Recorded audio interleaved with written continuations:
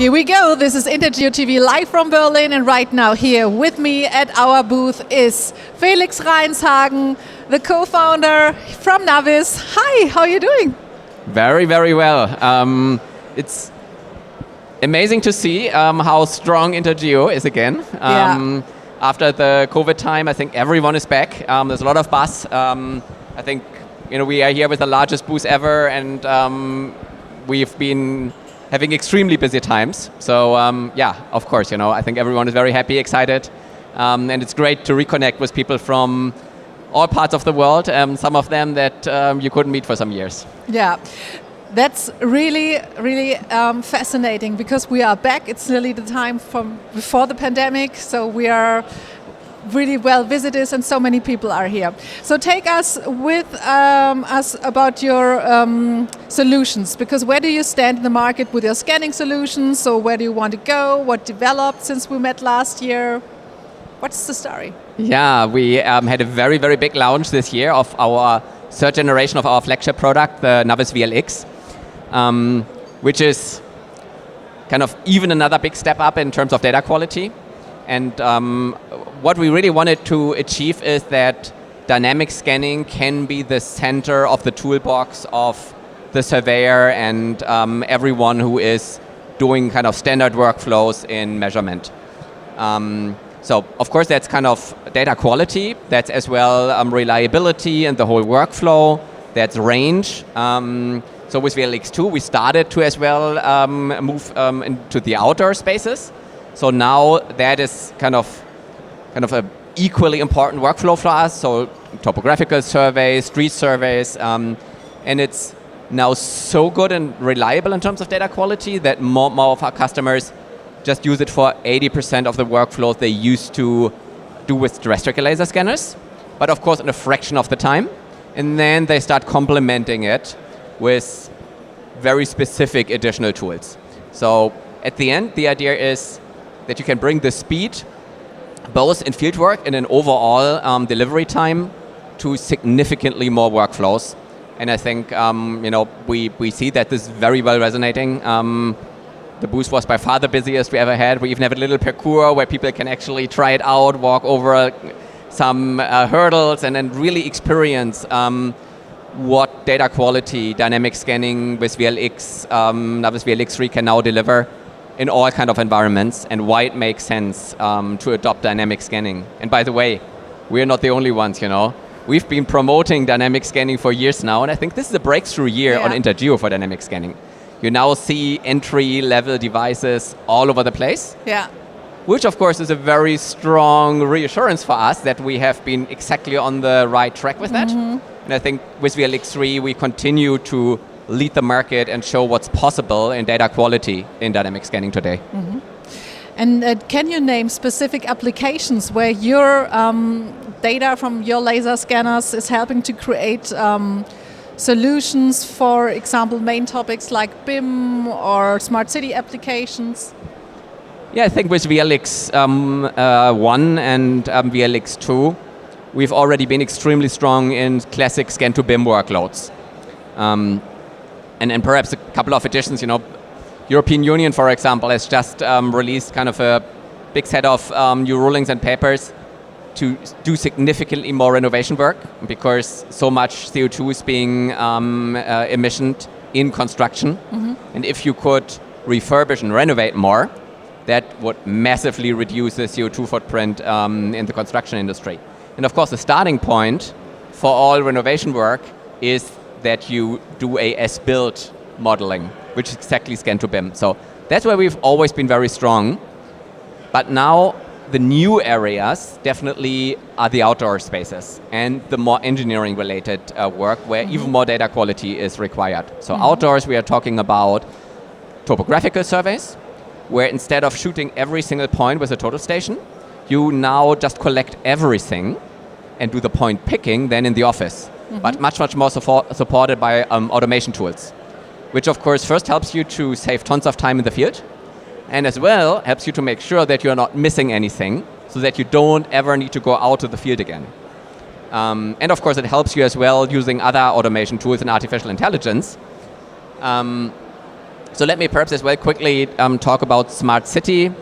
That's of course a big topic, less in Europe, more in some of the foreign markets. It's a very big topic in China, in the Middle East, where we as well see very, very strong traction and interest in the technology. Coming from the outside, capturing into the second world or metaverse.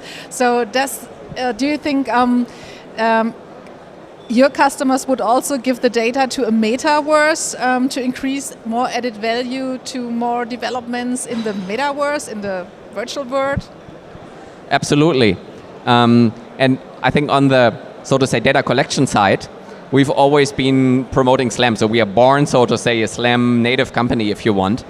And the other idea was always to offer the customer a fully cloud-based, digital, immersive experience that would be much more resembling something like Google Maps or the idea of a digital twin. And that idea, of course, has tremendously evolved over the last years. And I think it has become, to a good extent, a must-have in a reality capture workflow, that the data is not ending up only in a 2D floor plan, but that it's really living, and that people from all over the world, from different departments, can experience the data in a much richer form. You know, if you do all this amazing data capture, and then you boil it down to a boring 2D PDF plan, you lose 99.9% of all the information that you did actually collect. Yeah. Even if you do a BIM model, you lose most of the information. But the idea of the digital twin or the metaverse is preserving much more of that information and making the experience of being in that place, even though you are somewhere else, much, much more immersive. And we see that, of course, starting in industry applications. Many talk about the industrial metaverse as one of the really first big use cases. And I think we already talked about that last time, but this trend has even accelerated. Most of the largest automotive companies in the world are now NavVis customers and use our technology to create digital twins. And one of the cornerstones of the future metaverse with our technology. Very recently, Toyota as well, for example, made a nice press statement that they made NavVis part of their production model or production philosophy, having a digital twin and doing regular stints. And we as well see that happening in oil and gas, in chemicals, and the process industry. So I think that's a super trend.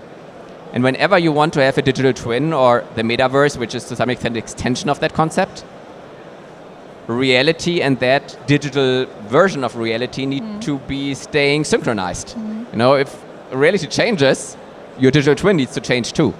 And how do you actually do that? You know, that's exactly where reality capture comes to place. And it's exactly where you need something that is very, very fast, because now you do not only need to scan once, but again and again and again and again. So the cost advantages and speed advantages come to play even more.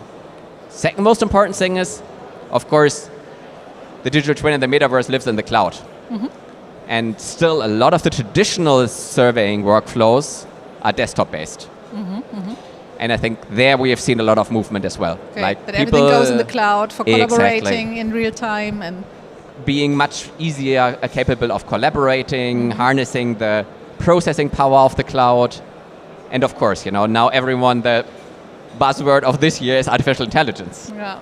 And kind of across our customer base, we are now collecting close to 100 million square meters every single month. It's enormous amounts of data.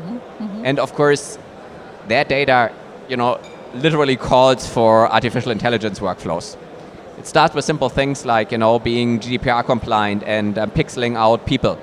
Not only the faces, but whole people, and really doing that in a reliable way. But then, of course, it goes into providing additional data formats for the customers, all in a fully automated way without people doing 1,000 clicks.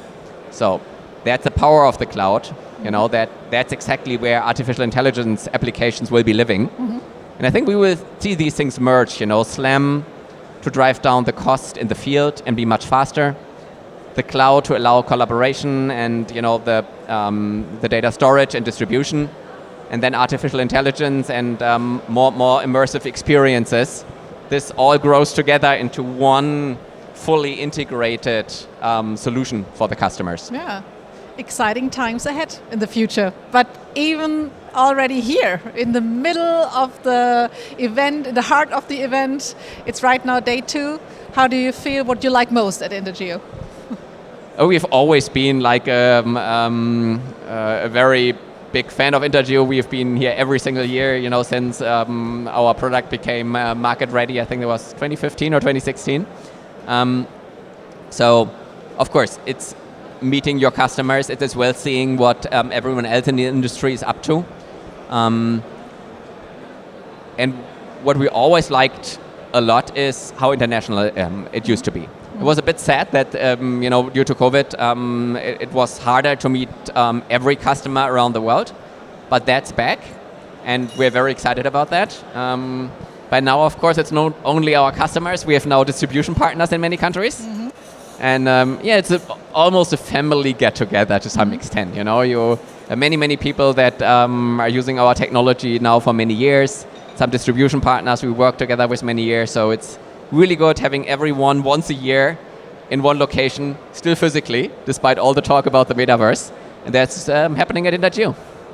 Wow, that sounds perfect. So thank you very much for your time, for joining us here at INTERGEO TV. Good luck, success to you and the whole team, and see you next year. For sure. Thank you very much for having me again. Thank you, Felix.